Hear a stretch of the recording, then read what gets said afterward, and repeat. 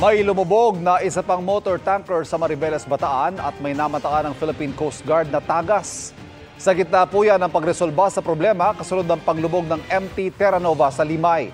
At nakatutok live si Von Aquino. Von. Ivan, naudlot ang inaasahang siphoning o paghigop ng langis mula sa MT Terra Nova ngayong araw. Sa gitna naman ng hamon sa MT Terra Nova, isa na namang motor tanker ang lumubog sa Mariveles, Bataan. Ngayong araw sana sisimula ng siphoning o paghigop sa 1.4 million liters ng industrial fuel mula sa lumubog na MT Terra Nova. Pero ipinagpaliban ito dahil nakitaan ng tagas ang siyam na valve ng tangke, kaya kailangan muna itong iseal. Ando na yung mga barko, lahat ng equipment na kailangan ng Harbor Star naka-preposition na. At alam na rin natin yung position ng barko, hindi lang nila magalaw pa kasi because of the leak. Priority natin na ma-seal muna yung mga valve, yung mga vents na mayroong mga leak. Although yung mga leaks ano lang naman, minor lang. Binigyan ng Philippine Coast Guard ang Harbor Star ng hanggang Lunes para tapusin ang pag-seal para masimula ng siphoning sa Martes. Hirap din daw ang mga diver dahil sa masamang panahon. Sabi ng PCG mula 14-kilometer oil spill, 2 to 3 kilometers na lang ang visible oil spill mula sa pinaglubugan ng MT Terra Nova. Ang grupong Greenpeace nananawagan sa agarang aksyon ng gobyerno, lalo't ayon sa grupo umabot na ang tagas sa coastline ng Hagonoy. Nag-iimbestiga na raw ang PCG.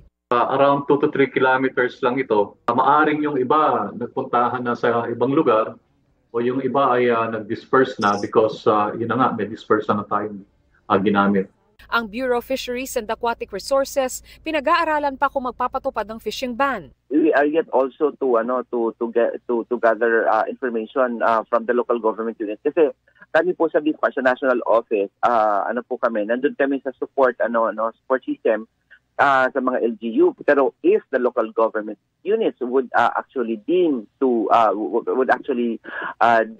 proper na magdeklara ng for example fishing bans or ako naman na deklarasyon, so may po sila doon, may mandato sila doon. Ang mga barangay sa Limay nagtulong-tulong gumawa ng improvised indigenous oil spill boom gawa sa coconut husk at dayami. Yung mga barangays naman po natin ay mag-start po ng mga agarang tulong. Mauna po syempre food security. Tinitingnan din po yung mga pangkabuhayan. Gaya nga po na sabi ko, yung mga nagtitinda rin. Titingnan din po kung paano po mabibigyan ng tulong. Maaari po konting puhunan habang po may epekto po at nakaban po yung pangingisda po. Ayon sa Portavaga Ship Management Incorporated na may-ari ng MT Terra Nova, nasa Bataan at handa na ang tanker na paglilipatan ng langis mula sa lumubog na tanker. Ibinabiyahe na ang mga personnel, machineries at equipment para sa siphoning operation. Sa barangay Cabcabe naman sa Mariveles, lumubog sa dagat ang motor tanker na MTKR Jason Bradley kahapon.